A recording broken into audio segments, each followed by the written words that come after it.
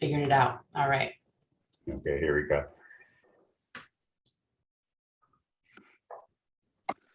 Today's guest is a Walla Walla native. Jarrod Arbini traded in his pursuit for an agribusiness degree and a stake in the family farm for an architectural degree from WSU and a move to Seattle. His first introduction into the profession was in retail design, which solidified his love of interior architecture and quickly expanded into hospitality and commercial office interior design. A registered architect with over 26 years of experience, Jarrod leads the commercial interior studio team here at Weaver Architects in Seattle, where he brings his unique perspective to architecture and interior design to every project. When not quietly sketching behind a roll of trace with a fat marker, he can be found making lots of noise with the drum kit in the Seattle band Juke Juke. Jarrod, welcome. Hey, thanks for having me.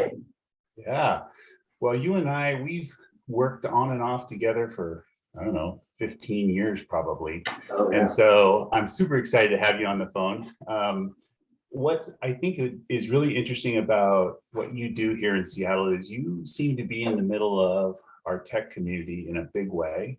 And you are lucky enough to work with a ton of, I guess, not just startups, but those in late fund rounds that are making that next step to major office space and are taking down floors at a time. So tell us a little bit about your company and kind of what you're seeing in the market. Sure. Well, we're a full service architecture interiors firm, but like you mentioned, the majority of our work is commercial interiors, and a large client base is the tech community, as well as professional services firms, a lot of attorneys, financial services, whatnot, with a few odd projects thrown in here and there, which keeps things pretty interesting. But yeah, we're seeing a pretty big mix across the board in terms of how folks are, navigating the current state of affairs with COVID and whatnot. We have some tech groups that are continuing to build out and have been for the last couple of years, building out space and still have yet to occupy it, but they're poising themselves for getting back to a normal work scenario pre-pandemic. And then there's others that are looking at a complete about face. They're trying to navigate what is next, and that's, I think, the biggest challenge, because it changes. Yeah. It changes daily.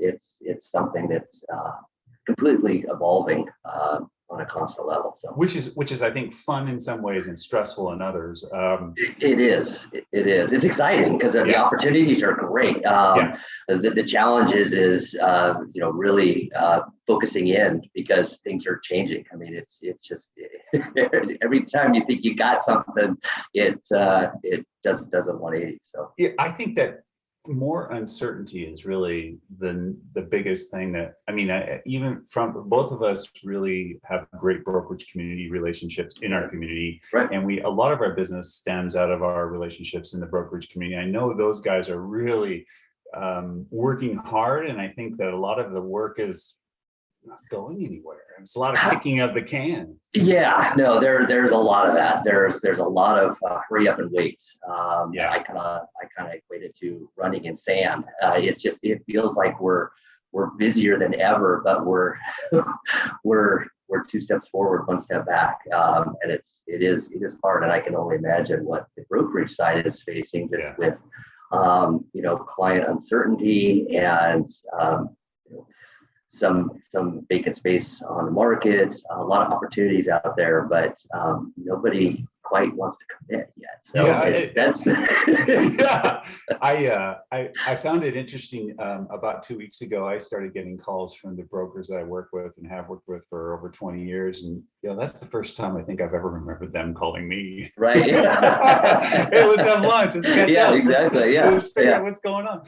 So with all that you read in the paper and that's like my dad, 1960s. All you read online anymore is about how the workspace is going to a hybrid strategy.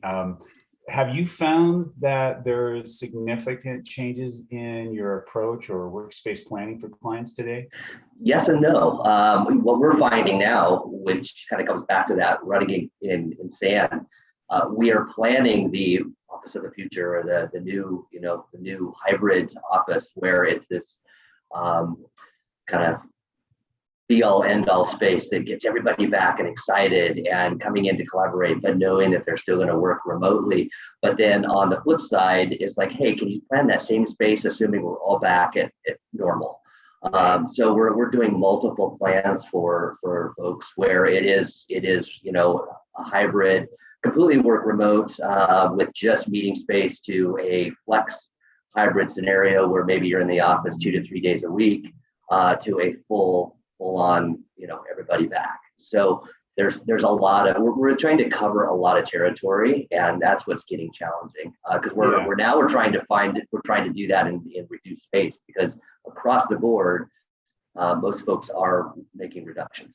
So their commercial real estate obviously, the pandemic has had a huge impact on commercial real estate strategy. Sure. And that's part of our dialogue today. I think what we have found is, in the last, say, 10 years, there has been a huge, with our services teams doing decommissions and downsizing and right sizing of facilities into basically 60-inch sit-stand table pedestal and a chair. The changes to the interiors of offices have been significant and condensed, and density has gone up.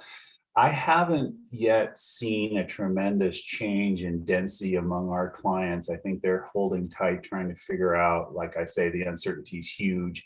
And I think utilization is the biggest question. How are people going to utilize the office? Because I think many of the people you and I work for are scared. I want to use that word, scared, to losing people if they impose any kind of mandates on being in the office. But I also see them wanting to have flexibility enough to house everybody if they choose to show up, or 3 days a week with nobody in on Fridays. Right. And what I've noticed are some clients are definitely approaching it that way, where they're kind of making some decisions for the company as far as coming back. And then there's other groups that are really engaging their employees and saying, okay, listen, let's really talk about a new landscape, a new work from home strategy. But what does that mean? I mean, if you're really going to be working from home 3+ days a week, when you come in, don't expect to have a dedicated desk. I mean, don't expect to have a dedicated work spot. You need to be flexible. You need to be able to kind of roll with the punches to a certain extent. Where I think the challenge is those folks that I want to be completely hybrid, and I want to work from home, but if I do come in, I want a dedicated work spot. It's like, well, I don't know that that's truly going to be the case. And that's where we're getting into a challenge. So you just don't have the real estate to accommodate that. Right. So everybody's got to be open to a certain amount of change and flexibility. And I think those are the conversations that need to be had between management and employees about what does that look like. Because right now, I think people are speculating and then trying to design a space that covers all scenarios, which is kind of a recipe for disaster. And unfortunately, we're the ones that will be left to hold in the bag, because you created this space. They're like saying, okay, make it happen. Well, that's just it. We get that call going, hey, we really want you to come up with something really crazy that solves our problem. Like, hey, that's what we do. We're problem solvers, but it really takes a village to kind of come up with a solution that works. We're not magicians. So I was lucky enough to be invited to sit on a speaking panel with WaFd Bank here, who had a large event here just last month, which they have every year, and it was about the future of the office. And most of the people in the audience were CEOs and management level people. And what I shared with them, and then I was on the panel with two locally, local developers and building managers and owners who were basically both, I think, somewhat struggling to maintain the optimism of we'll be fully occupied sometime soon. And I was like, well, here's the challenge. We can go into this as, oh my gosh, I don't know what to do, or we can go in this by engagement. And I think the greatest opportunity for management and leadership is to engage non-leadership in what I called mini experiments. Take part of your office and create a solution that you think might be a way to go forward, and engage your people to come in and work through that solution and give the feedback that's necessary to make good strategic real estate decisions going forward. Right. It's an excellent opportunity where I think, statistically people, they've done a lot of surveying on engagement, and 67% of the time leadership are making decisions around commercial real estate strategy in offices without input. Exactly. And you've probably, and I know you and I have both sat in meetings struggling with guys my age. I won't put you there. You are close, but I'm closing on 60, making decision for 25-year-old to 35-year-old people who have a different appetite for the workspace. So, Exactly. Yeah, I am. There's been a few times where I've sat in on those meetings, and there's this blanket statement like, well, we're gonna move forward, and people are gonna come back. And then 20 minutes later, I'm meeting with an employee that is like, well, if I'm told I'm coming out, I'm out. I'm gone. So it's like, well, folks need to talk. I mean, there needs to be a certain level of communication. And the ones that are successful are the ones that are having that dialogue, and they're really coming to the table with an open mind and understanding that nobody has the answers. Yeah. We're all trying to figure it out. Well, and I think that's our message is as we plan is really flexibility. I mean, that's really the only constant right now that we know is that space needs to be flexible because things are changing. Constantly. And we've I think both sung that tune for many years, and I think now more than ever it's amplified to the point where people are actually going, oh yeah, I get it. They're listening now, where they say, no, I just want what I've always had. That worked before, let's do that now. Exactly. So let's talk about a little bit about the building owners in town, because we have some large developers and building owners who I'm sure have really been up at night struggling, trying to figure out what it means to them to provide the shell, the core, and also the amenities going forward. Have you seen I know you've seen over the years a lot of the building owners offering really cool meeting spaces and collaboration zones and social areas that you can leverage space planning to use, in addition to the planning you do interiors for your tenants, but the tenants that occupy those buildings. So how have you seen building owners changing? Have you seen much from them? Other than maybe a refresh or really trying to rebrand a little bit, so that there's a new look. So as people are coming back, they're excited. So the minute they're walking in the door, there's kind of a new feel. But for amenity space, there were definitely some properties that embraced that really well, provided a lot of amenity space, and we tried to leverage that with clients.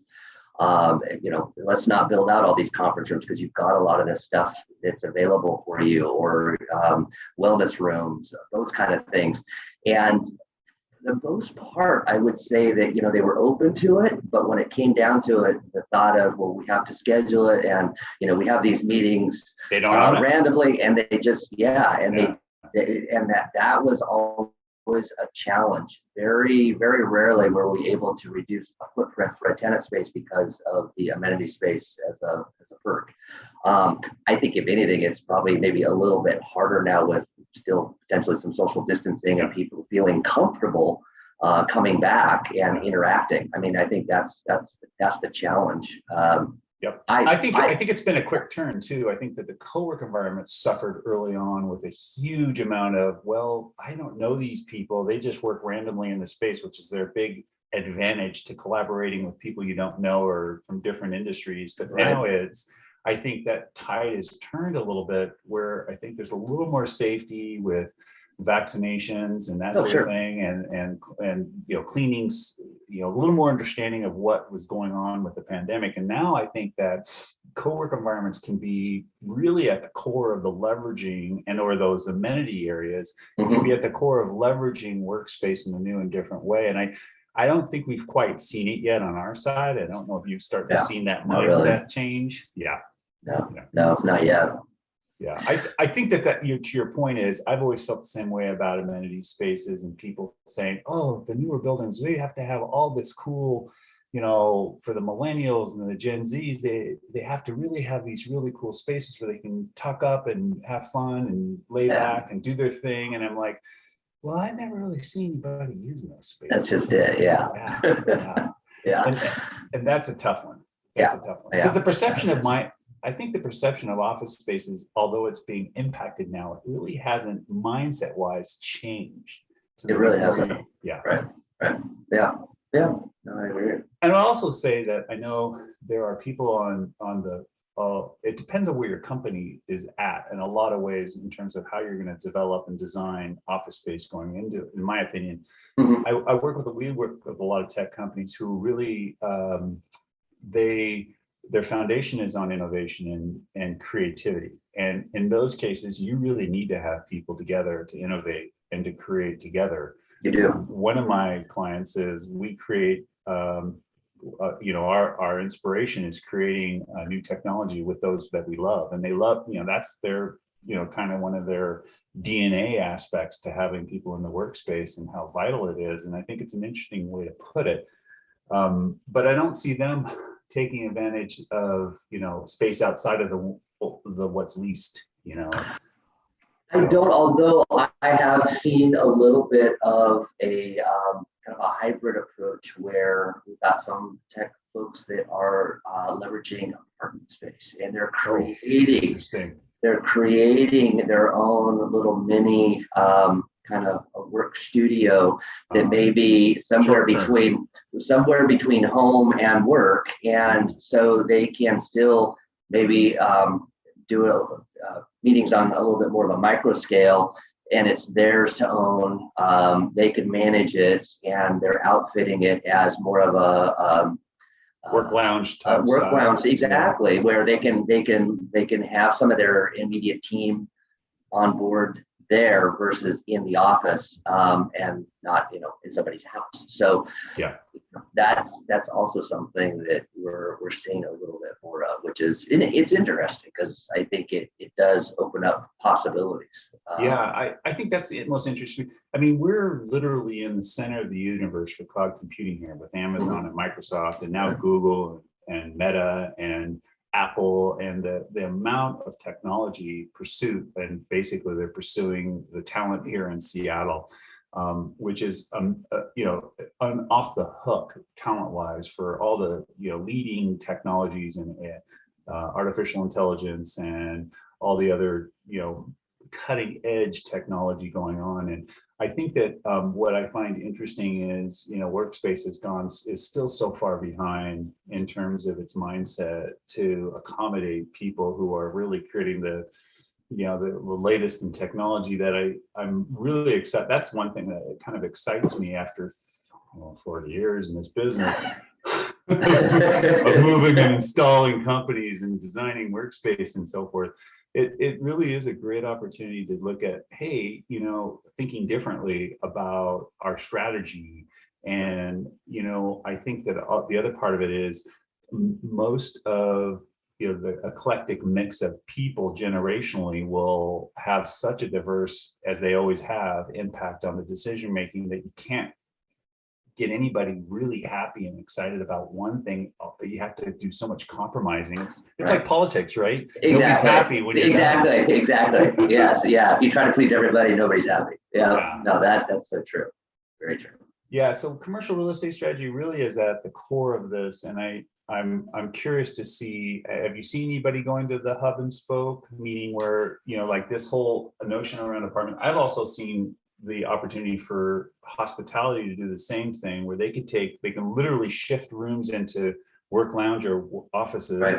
And they had the infrastructure for technology already, the Wi-Fi and the access to, the interwebs and so forth is already, and phone systems are already set up. And most of my clients don't even have a phone system. They work off their cell phones. So it doesn't really matter for a phone system. Where they can literally do daily rental, monthly rental, and have more flexibility to small companies with all the amenities they want downstairs, where there are restaurants and services and people who can come in and clean every day. I always thought that the hotels and hospitalities are missing the boat here. Right. That's interesting because there was a little bit of that going on even pre-pandemic. We're seeing a little bit of that, and I was actually looking to sign up with a group where there was a spot I could drop in, and it was a monthly fee, and it was unmonitored, but they would give you an access, kind of like Limebike or whatever, where you have an access code, and Yep. get into the space, and Super you can- flexible. Exactly, and use it as need be, and that's how I work a lot. Just because bumps around between meetings, I just find a spot where I've got a little bit of Wi-Fi, and I'm happy. And that was going to work out really well, and it. Then unfortunately, those are starting to close up shop, and I haven't seen too many of those, but I do hear a little bit more talking about that methodology, but I haven't really seen it take hold. Yeah, I think that it's gonna happen as our entrepreneurs and founders get younger and younger and younger. Mm-hmm. They're really like, I don't have to do what my dad did. Right.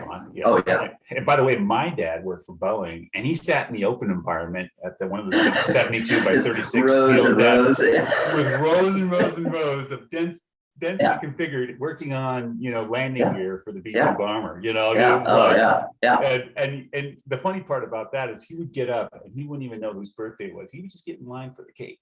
That's right.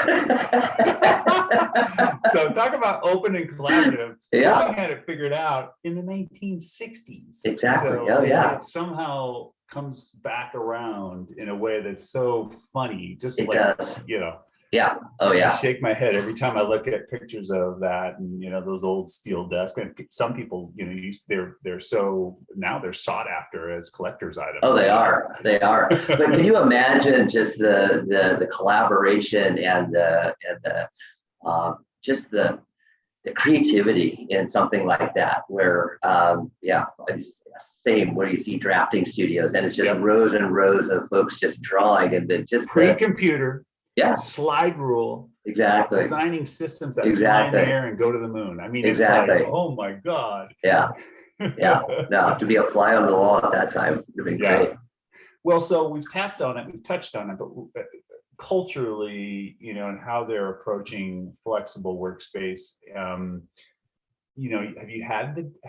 you engaged in the dialogue of folks trying to figure out how to sustain a culture in this new hybrid scenario that we're facing going forward, where people may come in part of the time? Or yes and no. With some clients, we are engaging on a regular basis, but a lot of that is by way of questionnaires and thought starters, and having them meet. And again, they're trying to have these meetings remote or virtually. So trying to get folks to weigh in. And again, it's really kind of weeding through everybody's, why am I going to come in? Or why am I'm used to having an office, and going to more of an open scenario is something that I'm not crazy about. And those are all discussions that are continuing to evolve. And we get dialogue, and then we're kind of weeding through that. What we find is we need to start putting together more plans and graphics, because I think that's one thing is we're finding is people aren't having the visual capabilities to understand what it is we're saying. So until we can start to demonstrate that, so it's really a lot of different plan options, and then people start to get it and they start to warm up to it. And they get a little excited, but it's always those first meetings and conversations are absolutely not, this is not going to work for me if you make me come back to an open scenario or any sort of flexible workspace. I'm just going to stay home, or I'll go somewhere else. Like, call me crazy. I know we really haven't talked much about it, but I know that the door is now cracking open to AR, VR, and virtual reality is kind of interesting. I've got a buddy who's in that world that works with Meta and a couple of other companies, and they design meeting spaces where you literally can come in, you can walk around, you can float around and see people and have one-on-one conversations and crazy stuff like that. Has that world entered? I mean, the VR would also be another way to demonstrate workspaces. Augmented reality has been really popular among a lot of my manufacturers, where you can literally pull a piece of their furniture off their website or off their app and their phone and look at it in the room through your phone. It's just sitting in your room. It's crazy. No, it's great. We've done a little bit of it. I think more than anything, it's maybe 3D imagery to evoke a feeling and a style, and get some dialogue going. The VR, I love it. I mean, I would love to do more of it. I think the biggest part is the investment of just the time and finding a client that's willing to spend that fee to really dive in and go that route. That's the harder challenge, which I think as we're trying to look at more unique ways of design and different ideas, there's obviously a cost associated with that. And that's the biggest thing is folks are not really wanting to invest in it yet, because it's like they're investing in a little bit in the unknown. And Yeah. like, I get it, but Yeah, I think the greatest risk is doing something that's completely counterintuitive, where human beings really are, taking a lot away. They say 70% of our communication is through body language, right? yeah, And all right. it's hard to get that through Zoom, and it's hard to get that through VR. So It is. unless the avatars really come into play, which I don't know how that's going to work. Yeah, I'll tell you what, my avatar would be half my age and in great shape. Yeah. So Mine would have hair. Yeah. What do you think, just as kind of a wrap up, the biggest, I know we've talked a lot about the challenges and about the visualization, and I know we've talked a lot about how it's really difficult to predict utilization, and cultural connection and knowledge transfer to me are the two biggest things that are going to push us Right. back into the office. What do you think those other challenges and concerns designing space going forward? I know yours was, you've already mentioned the visualization and helping people really see and understand, but Yeah, I think that's one of them. I think it's also just some of the other challenges that are kind of circling around. It's where coming back into the office, safety, security, yeah, all those discussions. Okay, I'm in the office. I'm in a great location. I'm in the building, but what other amenities are around me? Yeah. What's going to get me now out of the office to go have lunch or go grab a coffee or use my lunch hour to do some shopping and retail? You walk outside and it's just Nothing's like, okay, open. well, nothing's open. So Yeah. you go back into the office and, for me, spending, even though traffic is really light, there's still a commute there. There's, gas prices are not cheap. Parking is not cheap. So it's one of those things where, if you build it, they come, but at the same time, if they don't come, why are you building it? So it's one of those things like, who's going to move first? Well, it's kind of the chicken and the egg, right? Exactly. It's like, and that's what the two builders and developers on the panel were talking about, is this whole thing has impacted retail and hospitality like none other. And literally people, I know of one, restaurateur in town who had 4 restaurants, shut them all down and moved out of town, said, I'm out, let go 400 people. Right. And 350 people. So Right. now therein lies an opportunity for the next restaurateur who wants to be the next great name. And we have a lot of great restaurants and restaurateurs and chefs in our town. We're very fortunate. We're like a mini San Francisco, where you go down any nook and cranny of the town, you find an amazing bistro, there. And so same with New York and other heavy urban areas. But you're right, it's how, that's probably the biggest question, is how it's all going to get clicked back on, and is it going to get phased? You got to have a lot of revenue. You got to have revenue to sustain your restaurant and pay your employees. Sure. Sure. And if the people aren't coming into work right now, they say we're at 20 or 30% downtown Seattle at this time. So but what's also interesting, I found that in talking with people outside of our community and in like the East Coast, in like Manhattan, they're at well over 40 or 50% utilization now.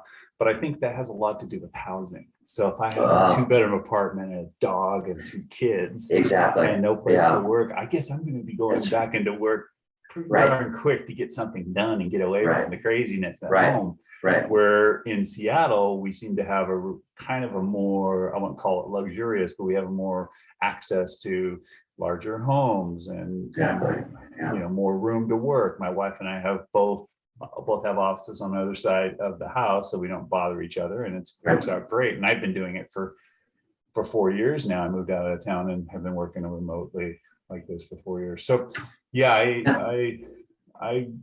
And the biggest thing that we've suffered through as an organization is knowledge transfer. We've tried to hire new people, and kept them on during the downturn, and it's really been, they've just gone nowhere.